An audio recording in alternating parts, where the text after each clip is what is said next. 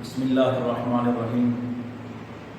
عزیز طلباء، جیسا کہ آپ کو معلوم ہے کہ آج کل ملکی حالات خراب ہونے کی وجہ سے آن لائن لیکچر شروع ہو رہے ہیں، اور آج کا لیکچر اسلامیات کا ہے اور میرا تعلق بھی اسلامیات کے ساتھ ہے۔ عبدالغفار عابد میرا نام ہے اور میں اسلامیات کا ٹیچر ہوں۔ اس حوالے سے آج پہلا لیکچر ہے اسلامیات کا، اور اسلامیات لازمی فرسٹ ایئر۔ اس کے متعلق سب سے پہلے کہ ہم نے یہ دیکھنا ہے کہ سلیبس کیا ہے اس کتاب میں۔ اس کے کل 4 باب ہیں، پہلا، دوسرا، تیسرا اور چوتھا، اور اس کے بعد 5ویں میں قرآنی آیات اور احادیث کا ترجمہ وغیرہ۔ یہ مختصر سوالات میں شامل ہوتا ہے۔ آئیں بورڈ پیٹرن کی طرف کہ بورڈ پیٹرن میں کیا کیا چیزیں آتی ہیں کتاب میں۔ سب سے پہلے سوال نمبر 1 یہ 10 نمبر کا ہوتا ہے، اس کو MCQs کہا جاتا ہے۔ اب MCQs میں یہ 10 نمبر ہوتے ہیں۔ اس کے بعد دوسرا سوال ہے، یہ مختصر سوال 2 نمبر کا ہوتا ہے۔ اس میں کل 6 سوال ہیں، 12 نمبر، اور اسی طرح سوال نمبر 3 اسی طرح یہ بھی اسی طرح ہے، لیکن یہ یاد رکھنا اس کے علیحدہ جز ہیں۔ اس سوال کے جز اس میں شامل نہیں ہونے چاہیے اور اس کے اس میں شامل نہیں ہونے چاہیے، ورنہ وہ آپ کو مکمل نمبر نہیں ملیں گے۔ اسی طرح سوال نمبر 4 اس کے 8 نمبر کا ایک سوال ہوتا ہے، یہ لانگ کوسچن ہوتا ہے۔ اسی طرح سوال نمبر 5 اس کے بھی 8 نمبر ہیں، اور یہ 8 نمبر کے 2 سوالات ہوتے ہیں۔ تو یہ ہے جی بورڈ پیٹرن، کل نمبر 50 نمبر کا ہوتا ہے۔ آئے اپنے سبق کی طرف۔ سب سے پہلے ہے باب اول، پہلا باب۔ پہلے باب میں کیا ہے؟ اسلام کے بنیادی عقائد۔ بنیادی عقائد عقیدہ کی جمع ہے، اور عقیدہ عقد سے نکلا ہے، جس کا معنی ہے گرہ لگانا، باندھنا۔ کوئی چیز کسی سے جوڑ دی جاتی ہے، 2 چیزوں کو ملا کر جب جوڑ دیا جاتا ہے تو اس کا مطلب ہے گرہ لگانا، گانٹھ باندھنا۔ اور عقد قرآن مجید میں نکاح کو بھی کہا جاتا ہے کہ 2 کا تعلق آپس میں مل گیا تو وہ عقد نکاح ہو گیا۔ اسی طریقے سے عقد عقیدہ سے ہے، اور عقیدہ کے معنی ہے گرہ لگائی ہوئی چیز، باندھی ہوئی چیز۔ اور اس کے بعد عقیدہ، اور عقیدہ کے مثال کیا ہے؟ عقیدہ کی مثال ایک بیج ہے۔ جو بھی بیج کسی چیز کا جنس کا ہوگا، جب اس کو زمین میں ڈالا جائے گا تو اس کا جنس، اس کی چیز وہی نکلے گی، اور بعد میں اس کا رزلٹ بھی وہی ملے گا۔ جس کا عقیدہ جو بھی ہوگا اس کے مطابق وہ عمل کرے گا، کیونکہ عقیدہ جو ہے اس کا محرک اس کے اعمال ہوتے ہیں۔ مثلا غیر مسلم کا عقیدہ کسی کا لکڑی پہ پوجنے والا، کسی کا بت کے آگے جھکنے والا، اس نے جب بھی عمل کرنا ہے وہی کرے گا۔ اور مسلمان کا جو عقیدہ ہے وہ توحید والا ہوتا ہے۔ اور عقیدہ اس کی مثال بیج کی ہے، اور عمل کی مثال پودا ہے، یعنی جو بیج ہوگا اس کا ہی وہ پودا اور اس کا ہی وہ عمل ہوگا۔ اسی طریقے سے آگے آ جائیں، عقیدہ توحید۔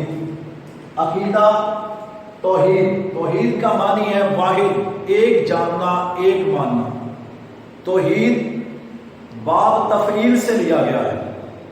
اب اس کا معنی ہے واحد، ایک جاننا، ایک ماننا، اور اس کا مفہوم ہے اللہ تعالیٰ کی ذات کو اس کی صفات میں، صفات کے تقاضوں میں کسی کو شریک نہ کرنا، ایک ماننا۔ یہ عقیدہ توحید کا اصطلاحی مفہوم ہے۔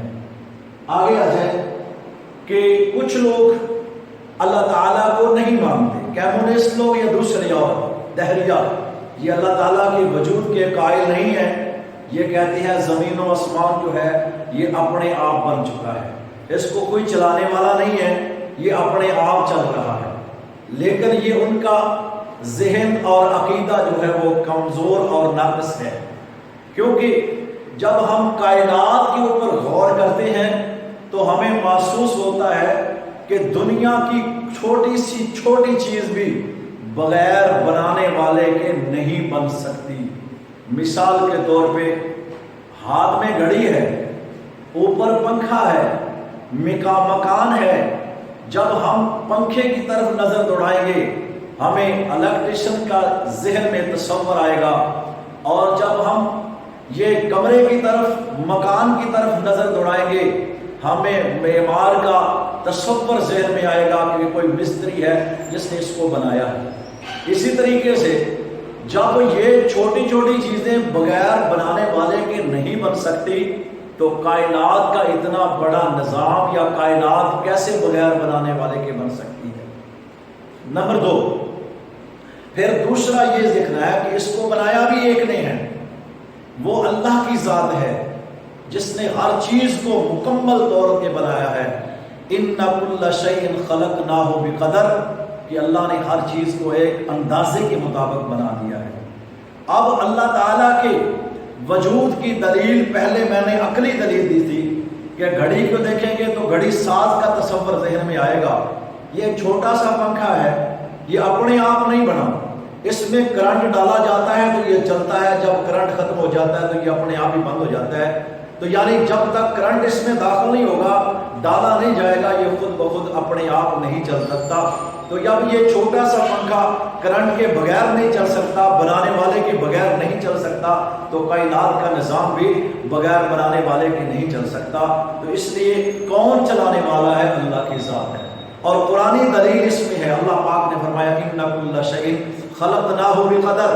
اللہ فرماتے ہیں ہم نے اس کو ایک اندازے کے مطابق بنا دیا ہے.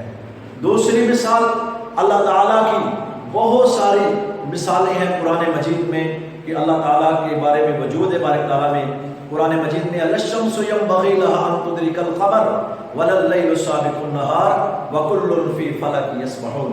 اللہ فرماتے ہیں کہ چاند کی مثال نہیں کہ وہ جا کر سورج کی مثال نہیں وہ چاند کو جا پکڑے، اور فرمایا نہ رات دن سے پہلے آ سکتی ہے. تو یہ ساری چیزیں اللہ تعالیٰ کے وجود کی دلیل ہے. آئیں اپنے دوسرے سبق کی طرف. توحید واحد سے ہے، ایک ماننا ایک جاننا. اور اللہ تعالیٰ کی توحید کی دلیل کیا ہے؟ سب سے پہلے اللہ تعالیٰ کی ذات ایک ماننا. بہت سارے عقائد ہیں جس کو وہ کہتے ہیں کہ جناب کوئی کسی نے 2 بنا لیے، کسی نے 3 بنا لیے، اللہ تعالیٰ کے ساتھ شامل کر دیا. لیکن یاد رکھنا اللہ تعالیٰ ایک ہے. قرآن مجید میں اللہ تعالیٰ نے خود فرمایا ہے قُلْ هُوَ اللَّهُ أَحَدٌ اللَّهُ الصَّمَدُ لَمْ يَلِدْ وَلَمْ يُولَدْ وَلَمْ يَكُنْ لَهُ كُفُوًا أَحَدٌ. اللہ پاک نے فرمایا میرے میں کوئی پیدا نہیں ہوا، میں ایک ہوں. فرمایا قُلْ هُوَ اللَّهُ أَحَدٌ، کہہ دیجئے اللہ ایک ہے. اللہ الصمد، اللہ بے نیاز ہے، اس کو کوئی پوچھنے والا نہیں ہے. لم یلد ولم یولد، نہ وہ کسی سے پیدا ہوا نہ اس نے کسی کو پیدا کیا، یعنی نہ اس کی اولاد ہے نہ اس کے ماں باپ ہیں. ولم یکن لہ کفوا احد، اس کا کوئی ہمسر نہیں ہے. تو یہ اللہ تعالیٰ کے وجود کی، اللہ تعالیٰ کے پرسنل ذاتی یہ صفات بارک تعالیٰ، یعنی ذات بارک تعالیٰ ہے. صفات بارک تعالیٰ کیا ہے؟ کہ اللہ تعالیٰ کی جو صفات ہے وہ کسی اور بندے میں شامل نہیں کرتی. کچھ صفات ہوتی ہیں جو اللہ تعالیٰ کی طرف سے انسان کو ملتی ہیں، مثلا رحم کرنا یہ اللہ کی صفت ہے اور اللہ تعالیٰ اپنے بندوں میں رحم دیکھنا چاہتا ہے. اسی طرح اللہ تعالیٰ معاف کرنے والا ہے، بندوں میں بھی وہ چاہتا ہے کہ معافی ملے. لیکن کچھ اللہ کی صفات جو ہے وہ ذاتی ہوتی ہیں، کسی بندے کے بس کی بات نہیں. مثال کے طور پہ رزق دینے والا اللہ کی ذات ہے، بارش برسانے والے اللہ کی ذات ہے، اولاد دینے والا اللہ کی ذات ہے. سمع بصر، جیسے اللہ تعالیٰ دیکھتا ہے اللہ سنتا ہے. یہ کسی اور انسان میں ایسی طاقت نہیں ہے. ہمیں سننے کی طاقت ہے لیکن محدود ہے. دیکھنے کی طاقت ہے لیکن محدود ہے، لیکن اللہ تعالیٰ کی جو دیکھنے کی طاقت اتنی زیادہ احادیث میں ہے، پتا درخت کا زمین پہ نہیں گرتا، اللہ کو پہلے پتا ہے یہ گرنے والا ہے۔ اسی طرح اللہ تعالیٰ دیکھنے والا ہے، سننے والا ہے، جاننے والا ہے، اس لیے یہ اللہ تعالیٰ کی صفات بارک تعالیٰ، یعنی اللہ توحید پھر صفات، آگے صفات کے تقاضے کیا ہیں؟ جب اللہ رازق ہے، اللہ تعالیٰ سب کچھ عطا کرنے والا ہے، اللہ نے ہمیں پیدا کیا، اس نے ہمیں ضروریات زندگی کی ہر چیز مہیا کی ہے، جب اتنے احسانات اللہ کے ہم پر ہیں تو وہ ہمارا حق ہے کہ اللہ کی عبادت کریں، اس کے سامنے جھکیں، اس سے لو لگائیں، اس سے ہی مانگیں۔ اگر حدیث میں آتا ہے اگر ایک تسمہ وہ بھی ٹوٹ گیا جوتے کا، فرمایا وہ بھی اپنے اللہ سے مانگو۔